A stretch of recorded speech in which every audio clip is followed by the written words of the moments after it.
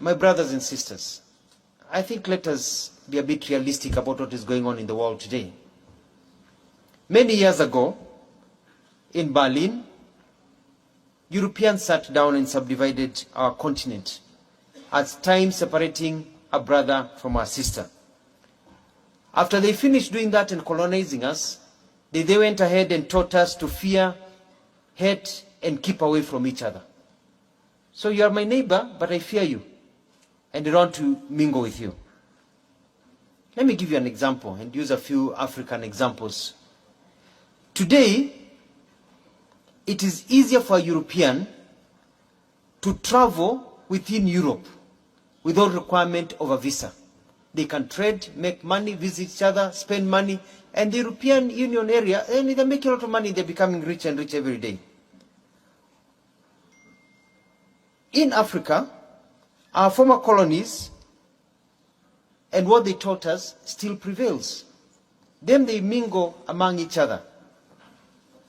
Today in Africa, the reality is that for an African to visit a European nation, an ordinary African, to visit a European nation, is like, let me give you an example my teacher used to use. It's like trying to milk an elephant because of the visa process.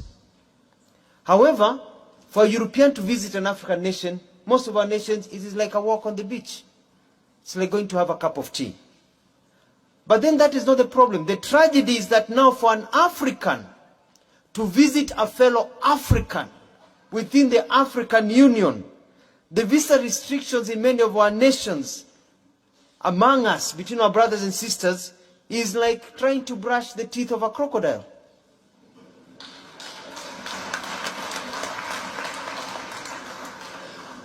They came, divided us, and they have taught us to keep each other from each other. Then they're mingling with each other and making money and growing, but they have taught us to hate each other. But for us to really enjoy the true economic benefits of the Africa Continental Free Trade Area, we need to behave like the Europeans and allow for the free movement of people and trade. Our development agencies, such as the African Union Development Agency and others, cannot really succeed when there are all these restrictions among ourselves.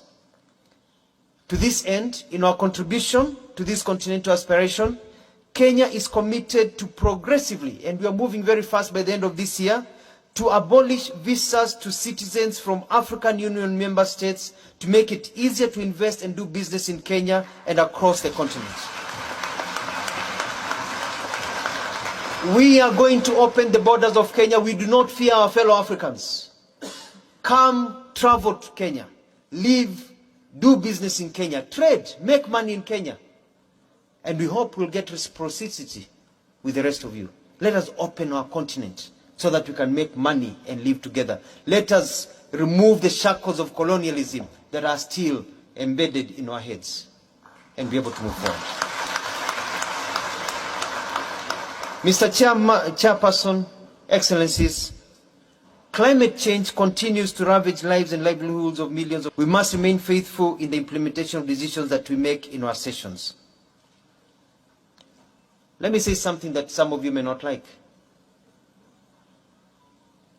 African Union needs to be self-reliant. As long as the bulk of the AU funds come from outside the African continent, we somehow will find ourselves dancing to the music that is not of our own making. Therefore, we must address the issue of reforms that will enable us to fund our own programs. Funding that comes from our friends is good, but it needs to be funding that is in support of our programs and not our lifeline. Therefore, this calls for a critical look at the architecture of the African Union and the way we implement our decisions and the way we fund this continent. It's a discussion that we must have, and we must agree to ourselves that we need to take care of ourselves so that others can support us, but we are not being told to dance. My teacher used to say that at times when you're wearing somebody's suit, you know, and you start dancing, they start telling you slow down because you may ruin that suit.